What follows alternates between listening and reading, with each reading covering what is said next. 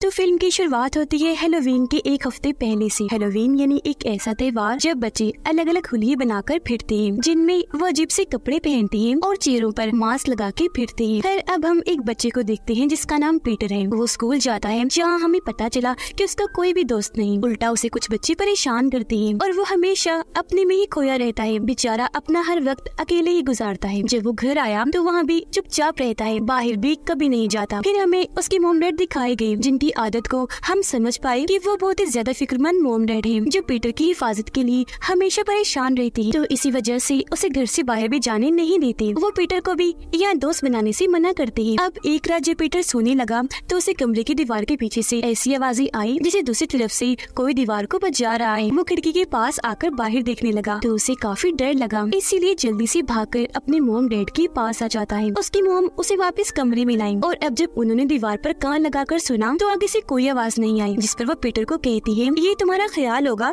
और कुछ नहीं, इस बारे में इतना ना सोचो और सो जाओ। अगले दिन पीटर जब स्कूल गया तो आज उनकी नई टीचर आई थी। वो जब पीटर को देखती है तो ये महसूस करती है कि वो डरा सहमा बैठा है, तो उसके साथ जुड़ने की कोशिश करती है क्योंकि जाहिर है वो एक टीचर थी जो अपने स्टूडेंट को संभाल सकती है। अब रात को घर पर जब पीटर अपने मोम डैड के साथ खाना खा रहा था तो उनको कहता है कि हैलोवीन आ रही है तो मैं भी बाहर जाना चाहता हूँ और ट्रिक और ट्रीट गेम खेलना चाहता हूँ क्योंकि बाकी बच्चे भी वहाँ जाएंगे। अब ये सुनकर उसकी मोम साफ साफ मना कर देती है कि नहीं, तुम कहीं नहीं जाओगे। जिस पर यहाँ उसके डैड एक हादसे के बारे में बताने लगते हैं कि जब पीटर तुम पैदा भी नहीं हुए थे तो इसी टाउन की एक बच्ची हैलोवीन की रात को ट्रिक और ट्रीट गेम खेलने के लिए निकली थी, पर अचानक वो लापता हो गई और बस तभी से हम उस हादसे की वजह से डरे हुए हैं। यही वजह है कि तुम्हें बाहर कहीं भी जाने नहीं देती। सारी बातें सुनने के बाद पीटर अपने कमरे में आ जाता है सोने के लिए, जहाँ दिखाया गया कि कोई कमरे की दीवार को दूसरी तरफ से इधर की तरफ पुश कर रहा है, यानी धकेल रहा है, क्योंकि वहाँ से दीवार बाहर उभर रही थी। जिसके साथ ही पीटर को वहाँ से एक लड़की की आवाज सुनाई देने लगी जो उसका ही नाम बार बार पुकार रही थी, पीटर पीटर इधर आओ मेरे पास, मेरी बात सुनो, मदद चाहिए। जो सुनकर तो वो बहुत ज्यादा डर जाता है और चिल्लाने लगा। उसकी आवाज सुनकर पीटर के डैड वहाँ आए। वो जब दीवारों को चेक करते हैं कान लगाकर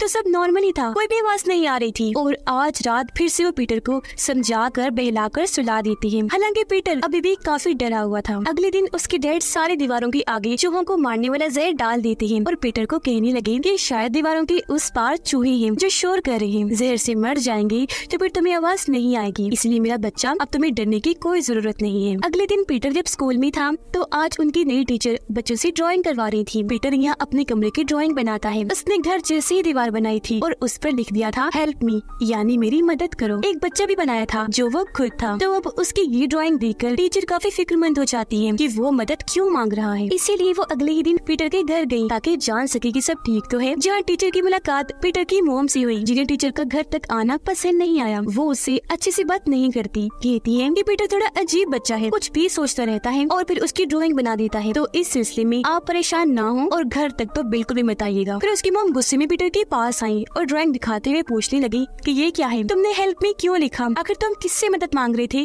और क्यों। जिस पर पीटर झट से बोल देता है मोम मदद वो मांग रही है न कि मैं। अब ये वो कौन थी इस बारे में हमें जल्द पता लगने वाला है। यहाँ उसकी मोम इस बात पर ज्यादा ध्यान नहीं देती और उसे समझाती है कि फजूल मत सोचा करो, तुम्हारे ये उल्टे सीधे ख्याल हमें मुश्किल में डाल देंगे। जो कहकर वो यहाँ से चली गई। अब रात को पीटर जब सोने की कोशिश कर रहा था तो दीवार के पीछे से दोबारा लड़की की आवाज आई। इससे पीटर कहता है कि मैं जानता हूँ तुम असली नहीं हो, सिर्फ मेरा ख्याल हो। इस पर वो लड़की जवाब देती है कि नहीं, मैं हूँ असली, लेकिन कुछ खास मकसद नहीं है मेरा, बस तुमसे दोस्ती करना चाहती हूँ, लेकिन अगर तुम चाहती हो कि मैं यहाँ से चली जाऊँ तो मैं चली जाऊंगी। जिस पर पीटर उसे ना जाने का कहकर यही रोक लेता है क्योंकि उसका कोई दोस्त नहीं था और ये लड़की तो उससे दोस्ती करने की बात कर रही थी। अगले दिन पीटर जब स्कूल में था तो आज सारे बच्चे पंपकिन यानी कद्दू पर हैलोवीन की ड्राइंग्स बना रही थी। पीटर ने भी अपने पंपकिन पर काफी अच्छी और साफ ड्राइंग की थी, जिसे देखकर वो बहुत खुश हो जाता है। लेकिन तभी एक शरारती लड़का वहाँ आया और पीटर को परेशान करने के लिए पाँव मार मार कर उसका पंपकिन तोड़ देता है, जिस वजह से वो बहुत ज्यादा दुखी हो गया। घर जब आया तो रात को अपने बिस्तर पर लेटकर रोने लगता है, जहाँ तभी वो लड़की उसे तसल्ली देती है, कहने लगी कि परेशान ना हो, ऐसा एक दफा मेरे साथ भी हुआ था। तो तुम मत रो और अपना बदला लो। उसकी बात पीटर पर असर कर गई, इसलिए अगले ही दिन स्कूल जाकर वो उस शरारती बच्चे को धक्का मारकर सीढ़ियों से गिरा देता है। और क्योंकि वो काफी ऊपर वाली सीढ़ी से गिरा था तो इस वजह से उसकी टांग टूट गई। घर आने पर जब उसकी मॉम डैड को पीटर की इस हरकत का पता चला तो वो काफी परेशान हो गई, ये सोचकर कि इसमें इतना गुस्सा भरा है। लेकिन उसके डैड को ये हरकत अच्छी नहीं लगी, तो सजा देने के लिए वो पीटर को बेसमेंट में ले जाकर वहीं बंद कर देते हैं। उसके डैड जब बंद करके चले गई तो वो वहाँ काफी बड़ा पिट यानी गड्ढा देखता है, जिसे फिलहाल जाली से बंद किया हुआ था, लेकिन उसके अंदर एक भालू पड़ा था। अगले दिन पीटर की टीचर जब अपने घर पर थी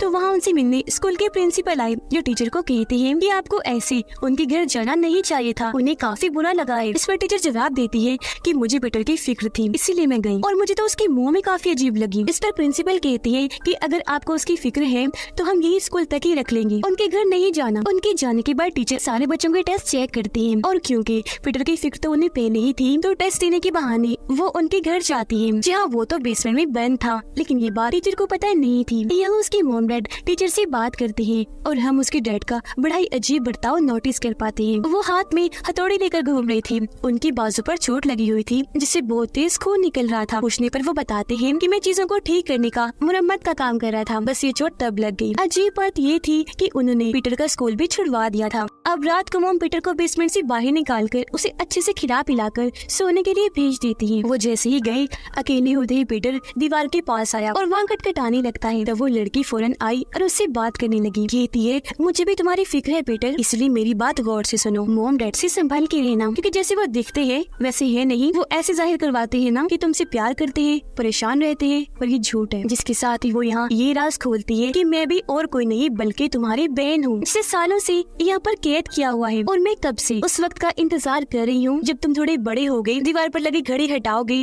और खुफिया दरवाजा खोलकर मुझे बाहर निकालोगे, जिसके बाद मैं आजाद हो जाऊंगी। अब पीटर उसकी बातें सुनकर काफी हैरान रह गया, लेकिन उसे इन बातों पर इतना यकीन नहीं आ रहा था। इसलिए वो उसे कहता है कि अगर तुम सच में हो तो मैं तुम्हें देखना चाहता हूँ। जिस पर लड़की जवाब देती है कि नहीं देख पाओगे, डर जाओगे, क्योंकि सालों से यहाँ रहने की वजह से मैं बहुत अजीब दिखने लगी हूँ, काफी बदसूरत। अब पीटर ने जब ना डरने की बात की तो लड़की उसे कहती है अच्छा फिर दीवार में बने छोटे से सुराग से देखो। अब जब पीटर ने सुराग से देखा तो वो उस लड़की की बड़ी सी आँख को देखता है जो सच में डरावनी लग रही थी, जिसे देखकर वो भी डर जाता है। अब वो लड़की कहती है कि मेरे भाई हमारे मॉम डैड बहुत बुरे हैं, वो इतने जालिम हैं कि उन्होंने ही मुझे यहाँ पर कैद किया, और तुम भी क्योंकि उनके बच्चे हो तो तुम्हारे साथ भी वो ऐसे ही करेंगी, तो जरा अपना ख्याल रखना। अब जाहिर है ये सारी बातें सुनकर पीटर काफी घबरा गया। उसे पता नहीं था कि मेरी बहन है ये झूठ बोल रही है। वो इस अनजान ताकत और अनजान आवाज की बातों से बस परेशान हो गया था। इसीलिए उसे अपने मॉम डैड के बुरे होने के सपने आने लगे, जैसे वो उसे डरा रही है, नुकसान पहुँचाना चाहते है। पर हर बार जब भी पीटर डरकर जागता था तो उसकी मॉम आकर उसे संभाल लिया करती थी और हमेशा उसे समझाती रहती थी। अगले दिन जब अपने कमरे में लेटा था तो लड़की उससे बात करती है, कहती है मॉम डैड को तुमसे कोई काम है, लालच है, और जब तुम उनके किसी काम के भी नहीं रहोगी तो वो तुम्हें भी उठाकर या कैद कर देंगे या मारकर दफन कर देंगे। और अगर तुम्हें यकीन नहीं आ रहा तो सहन में जाओ और जमीन खोदकर खुद ही देख लो। अब जब पीटर ने जमीन खोदकर देखा तो वहाँ उसे किसी का स्केलेटन यानी ढांचा मिला। इस पर लड़की पीटर को बताती है कि सालों पहले एक बच्ची हैलोवीन की रात ट्रिक और ट्रीट गेम के लिए हमारे घर आई थी। मैंने उससे मदद मांगना चाहिए, लेकिन पहले ही मॉम डैड ने पकड़कर उसे मार दिया ताकि वो बाहर जाकर मॉम डैड का राज सबको न बता दी कि वो कैसे माँ बाप है, और आइंदा से मैं भी किसी से मदद ना मांगू, जिससे हम समझ पाए कि सालों पहले जो बच्ची गायब हुई थी वो आखिर गई कहाँ थी। अब इन सारी बातों की वजह से पीटर अपने टीचर को कॉल करता है मदद के लिए, क्योंकि वो अपने ही मॉम डैड से डर चुका था। लेकिन कॉल दूसरी तरफ से उसकी मॉम उठा लेती है और टीचर को फोन करने से मना करके उस पर गुस्सा करने लगती है। वो जब कमरे में आई तो उन्हें भी दीवार पर बने सुराग के बारे में पता चल गया। वो काफी डर गई, घबराते हुए कहने लगी कि आखिर उस लड़की ने पीटर से क्या कहा होगा। अब अगर कुछ भी गलत हुआ तो हमारे बच्चे के साथ ही होगा, जो हम नहीं चाहते। अब यहाँ ये बात समझ से बाहर थी कि अगर इस लड़की को मॉम डैड ने दीवार के पीछे कैद किया तो यहाँ पीटर की मॉम उससे इतना क्यों डर रही है। खैर वो घबराई रहती है। रात को लड़की पीटर से बात करती है, कहने लगी कि मैंने मॉम डैड को बात करते हुए सुना है, उन्होंने फैसला किया है कि वो तुम्हें भी मार देंगे, तो अब तुम्हें जल्द कुछ करना होगा ताकि ऐसी मॉम डैड से तुम्हारी जान छूट जाए। थोड़ी देर के बाद पीटर टेबल पर बैठकर अपने मॉम डैड के साथ खाना खा रहा था, जहाँ उसके डैड को अचानक ही अजीब सा महसूस हुआ। सूप का जायका भी उन्हें बदला सा लग रहा था। वो ये भी नोटिस कर लेती है कि पीटर तो कुछ भी नहीं खा रहा, इसलिए घबराते हुए उससे पूछते हैं क्या किया तुमने। इस पर वो जवाब देता है ज्यादा कुछ नहीं, बस आपने मेरी बहन को दुख दिया, तकलीफ पहुंचाई, तो बस उसका उसका बदला लिया। ये सुनकर उसकी डैड काफी चौंक गई क्योंकि सारा माजरा समझ गई थी और फौरन उन्हें खून की उल्टियां होने लगती हैं। असल में पीटर ने उस लड़की के कहने पर मोम डैड के खाने में जहर मिला दिया था, जिससे उसके डैड तो वही मौके पर ही मारे गए। यहाँ उसकी मोम हाथ में चाकू उठाकर पीटर की तरफ आने लगी तो वो उन्हें धक्का दे देता है, वो गिर गई। अब यहाँ हैरान करने वाली बात ये थी कि पीटर की मोम ने उसे मारने के लिए नहीं बल्कि उसे बचाने के लिए चाकू उठाया था, क्योंकि अब पीटर ने लड़की की आवाज पर दीवार पर लगी घड़ी हटा दी थी और वो खुफिया दरवाजा भी खोल दिया था, जिससे वो लड़की जो इतनी देर से मासूम बनी हुई थी, मासूमियत से बात कर रही थी जिसे उस जैसा कोई अच्छा नहीं, वो अचानक ही मॉन्स्टर जैसी आवाज में हंसने और बोलने लगती है। वो फौरन बाहर आई जो सच में बहुत बदसूरत मॉन्स्टर जैसी ही दिख रही थी, जिससे पीटर डर गया, फौरन अपने कमरे में भाग जाता है और बेड के नीचे आकर छुप गया। अब यहाँ इत्तेफाक ये हुआ कि वो शरारती लड़का अपने 3 दोस्तों के साथ यहाँ आ जाता है पीटर से बदला लेने के लिए, लेकिन घर में तो पहले ही मॉन्स्टर घूम रही थी। वो इन सबको बड़ी चालाकी से अपने जाल में फंसा कर हमला कर देती है और बड़ी बेरहमी से मार डालती है। एक के जिस्म को ही उसने चीर दिया था तो एक का सारे जिस्म से उखाड़ कर अलग कर दिया था, एक को मारकर उसकी हड्डियां तोड़कर अलमारी में बंद कर दिया था, एक को उठाकर पटक पटक कर मारा था, जो चीज बहुत दर्दनाक है। पीटर अपने कमरे में छुपा हुआ था, बचने की कोशिश कर रहा था। इन सबको बेरहमी से मारने के बाद वो लड़की दीवारों और छतों पर उल्टा चलना शुरू कर देती है, जिससे अब वो और ज्यादा भयानक दिख रही थी। अब जब टीचर को पीटर के बारे में पता चला तो वो काफी फिक्रमंद हो गई और उसकी मदद के लिए उसके ही घर आ रही थी। अब पीटर जब बेड के नीचे छुपा हुआ था तो बेड के ऊपर वो मॉन्स्टर बैठी हुई थी, जो अब यहाँ अपनी कहानी बताने लगी। तो असल में ये मॉन्स्टर लड़की पीटर की सच में बहन ही थी, अपने मोम डैड की पहले बेटी थी, लेकिन पैदा ही डिफॉर्म हुई थी, यानी शक्ल जिस्म बिगड़ा हुआ बदसूरत, जिस वजह से वो बचपन से मॉन्स्टर जैसी दिखती थी। यही वजह है कि उसके मोम डैड ने उसे बाकी दुनिया से छुपाने के लिए वहाँ पेट में रखा, क्योंकि वो जानते थे कि डिफॉर्म होने की वजह से ये खतरनाक और गुस्से वाली भी हो सकती है, जो लोगों की जान ले लेगी, तो इसका बाहर रहना खतरनाक है। तो उन्हें ये फैसला लेना पड़ा, उस बच्ची को भी मार दिया जो सालों पहले ट्रिक और ट्रीट के लिए आई थी, ताकि वो बाहर जाकर इस मॉन्स्टर बच्ची के बारे में सबको बताना दी। और पिट में हमने जो बालू देखा वो इसका ही था। खैर आज से पहले वो यहाँ पर कैद रही और उसने दीवारों छतों पर चलना सीख लिया, खुद को मजबूत बनाया, पूरी प्लानिंग की कि मैं पीटर को अपनी बातों में फंसा कर उसे बहला कर सब करवा लूंगी। वो मोम डैड को मार देगा, जिसके बाद में आजाद हो जाऊंगी, जो आखिरकार हो भी चुका था। जिसका मतलब कि इस डिफॉर्म मॉन्स्टर बच्ची में शुरू से एक कातिल वाली चीजें पाई जाती हैं, जो उसने खुद अपने अंदर पैदा की। वो आत्मा नहीं थी, इंसान थी, उसे यहाँ कैद करके रखा गया। अभी मॉन्स्टर बच्ची यहाँ पीटर को ही उस खुफिया कमरे में कैद कर देती है, जिसकी थोड़ी देर बाद यहाँ टीचर आ गई। तब उनकी आवाज सुनकर खुफिया कमरे में